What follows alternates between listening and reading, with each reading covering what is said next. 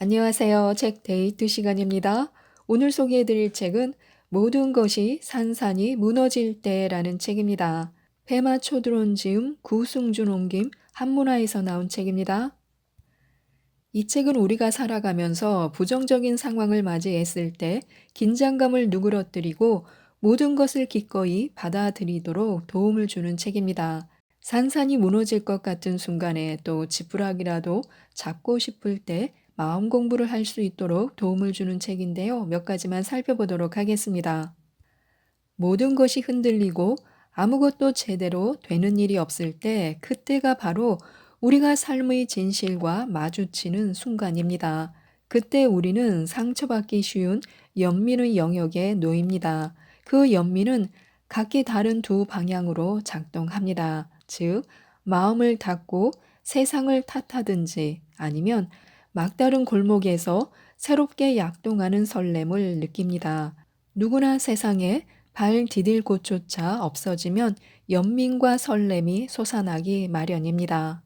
우리는 흔히 위기의 순간에 그 시험을 통과하거나 고민만 해결하면 모든 문제가 끝난다고 생각합니다.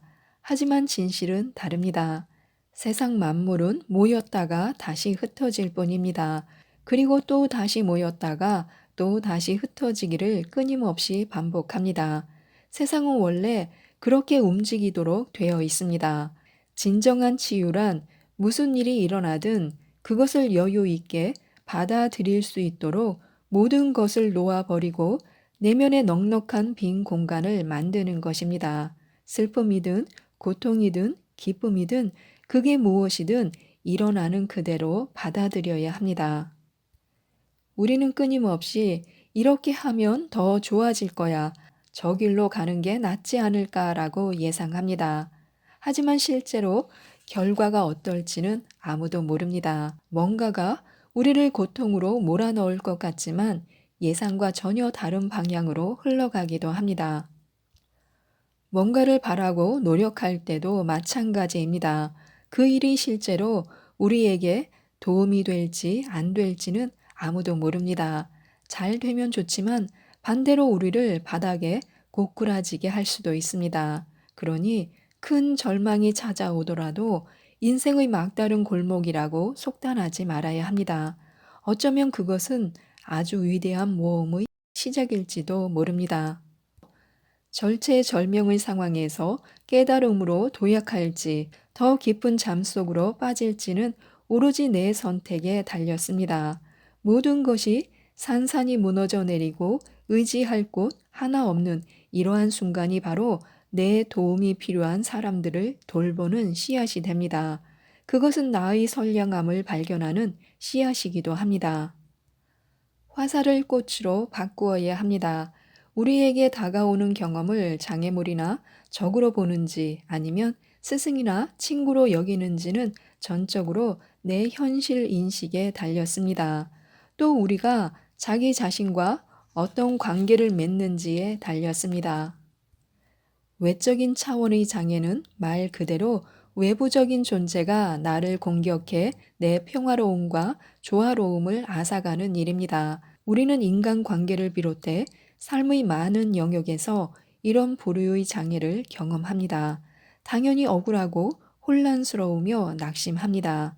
반면 내적인 차원의 장애는 내 혼란스러움이 외부에서 오는 게 아닙니다. 오히려 나 스스로 잘못되지 않도록 보호하려는 욕망이 엉뚱하게 작용하는 데서 비롯됩니다.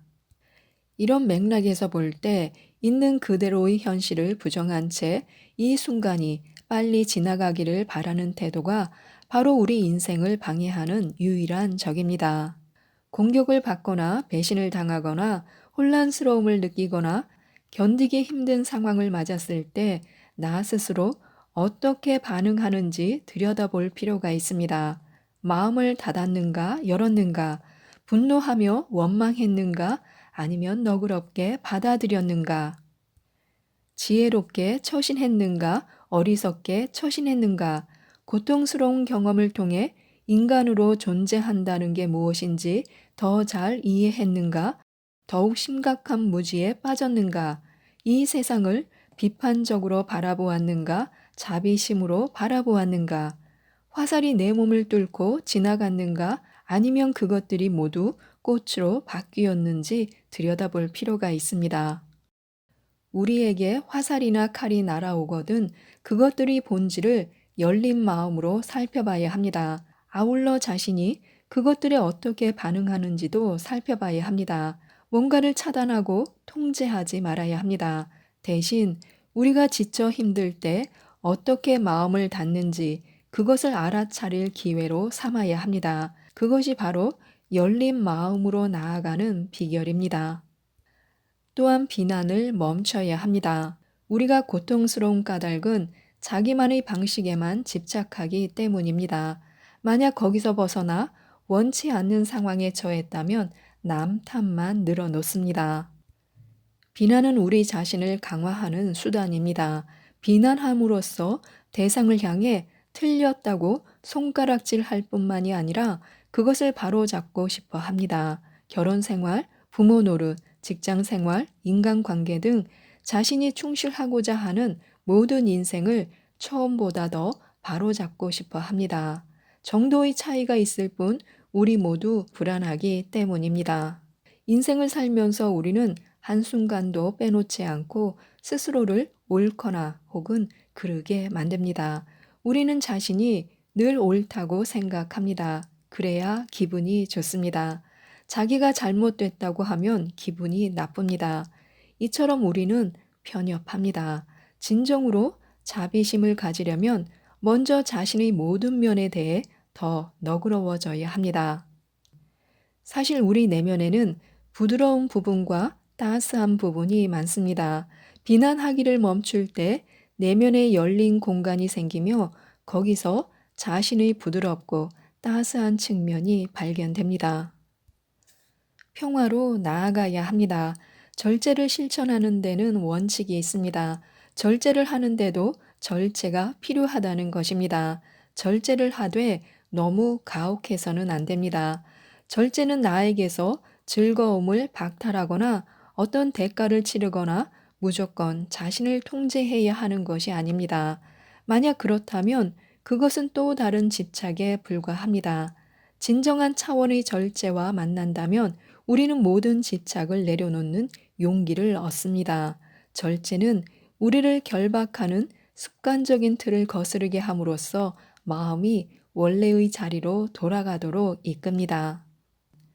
내적인 차원의 절제는 우리가 인위적인 성품을 버리고 원래 성품인 너그러움과 내려놓음, 거짓 없음의 자리로 되돌아감을 말합니다. 너무 느슨하지도 꼭 조이지도 않고 너무 유유자적하거나 경직되지 않게 그 사이에서 균형을 유지하며 머무는 것입니다. 이런 절제를 통해 우리는 삶의 속도를 늦추고 지금 이 순간에 현존하게 됩니다. 그럼으로써 자신의 삶을 더 온전하게 살 수 있습니다. 가슴으로 이해해야 합니다. 누구나 공경에 처하면 마음이 옹졸해집니다. 살다 보면 비참하고 억울하고 스스로 불쌍하고 가망 없어 보일 때도 있습니다. 그런데 우리가 온갖 나쁜 일에 달달 볶여서 고통스럽고 수치스러울 때가 바로 내 마음이 부쩍 자라는 성장점이 됩니다. 일어난 사건을 두고 내가 나약했다거나 상대가 강했다고 마음의 진술서를 쓰지 말아야 합니다. 내가 멍청했다거나 상대가 나빴다고 정리하지도 말아야 합니다. 나와 상대에 대한 온갖 불평, 불만을 모조리 중단해야 합니다. 그러면 우리는 외부에 대한 모든 경계심을 풀어놓고 무엇을 할지 모르는 투명한 마음 그대로 그 순간의 원초적이며 변화무쌍한 에너지와 더불어 그냥 놀며 바로 지금 이 순간에 존재할 수 있습니다. 바로 그 자리가 우리가 온갖 개념과 언어의 이면에 감춰진 진정한 속뜻을 알아차리는 지점입니다. 우리는 약간이라도 불편하면 즉시 피하는 습관에 찌들어 있습니다. 거의 자동적으로 자신을 불편함에서 벗어나게 하는 어떤 행위를 합니다. 누군가를 공격하고 자신을 들볶습니다. 어떤 식으로든 확실성과 안전을 확보하고 싶어 하며 의지할 곳을 만들려고 길을 씁니다. 그러니 다음번에 자기가 디디고 선 땅이 완전히 사라지는 듯한 경험을 하더라도 두려워하지 말아야 합니다. 장애라고 여기지도 말아야 합니다. 제대로 복이 터졌다고 생각해야 합니다. 확고한 피난처는 사라졌을지 모르지만 그로 인해 마음의 유연성과 영감을 얻을 것입니다. 이런 식으로 수행에 정진하면 우리는 마침내 진정으로 성장하게 됩니다. 독을 약으로 삼아야 합니다. 인생이라는 짐을 진다는 부담은 어떻게 처리하면 좋을까요? 당연히 누려야 할 행복을 가로막는 장애물은 또 어떻게 제거해야 할까요? 마음을 편안하게 만드는 법이나 근원적인 기쁨에 다가가는 법은 어떻게 배울까요? 누구나 세상을 살기는 쉽지 않습니다. 삶 속에서 깨달음은 사치나 이상이 아닙니다. 인생에서 꼭 필요한 필수품입니다. 지금 겪는 고통만으로도 괴로운데 거기에 절망이나 분노를 더 보탤 필요는 없습니다. 어려운 때일수록 그 시기를 온전하게 보내는 법을 익혀야 합니다. 우리가 발 디디고 있는 지구가 간청하는 메시지입니다. 저마다 지닌 근원적인 기쁨과 만나 내면 깊숙이 자리한 본래 마음 자리를 찾으라고 말입니다. 이것이야말로 온 세상을 두루 이롭게 하는 최선의 길입니다. 불교에는 위기를 통해 깨달음으로 나아가는 세 가지 수행 기법이 있습니다. 첫 번째는 저항을 멈추는 것입니다. 두 번째는 독을 오히려 약으로 사용하는 것입니다. 마지막 세 번째는 매사를 깨어 있는 지혜로 바라보는 것입니다. 독을 약으로 삼는 법을 알아보도록 하겠습니다. 우리 마음에는 세 가지 독성이 있습니다. 첫째는 무언가를 갈망하고 욕심을 내는 탐욕이요. 둘째는 공격성으로 표현되는 분노요. 셋째는 진실을 외면하거나 마음의 문을 닫아거는 무지에서 비롯된 어리석음입니다.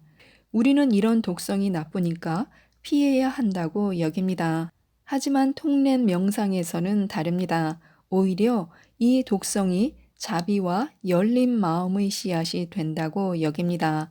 그래서 고통이 일어나면 통렌 명상에서는 생각을 있는 그대로 내버려 두고 호흡과 함께 고통을 들이마시라고 가르칩니다.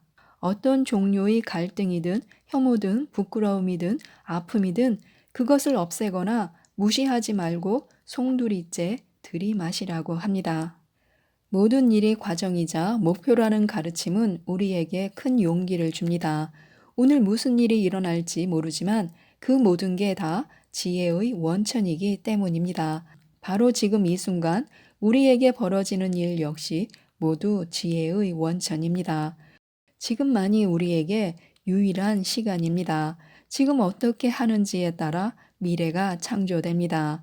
좀 더 유쾌한 미래를 만들고 싶다면 지금 이 순간 유쾌하고자 하는 내 염원과 노력이 필요합니다. 내가 하는 모든 행위는 쌓입니다. 미래는 지금 이 순간 내가 하는 행위의 결과입니다. 그러니 공경에 처하더라도 억울해하지 말아야 합니다. 단 그 공경에 대해 지금 우리의 마음이 다가올 미래에 씨앗을 심는 것임을 명심해야 합니다. 모두 우리에게 달렸습니다. 우리는 스스로를 더 비참하게 혹은 더 강하게 만들 수 있습니다. 어차피 어느 쪽이든 노력이 필요합니다. 지금 품은 마음은 내일 모레도 다음 주에도 내년에도 남은 생의 끝까지 영향을 미칩니다. 과정 그 자체가 목적임을 깨달으면 삶을 스스로 만들 수 있다는 자신감이 생깁니다. 지금까지 이 책에 대해서 말씀드렸는데요. 우리는 매 순간 주어진 상황에 대해 원망할 것인지 아니면 마음을 열 것인지를 선택할 수 있습니다. 마음을 다스리는데 많은 도움을 주는 책이기 때문에 꼭 한번 읽어보셨으면 좋겠습니다. 이상 책데이트였습니다. 감사합니다.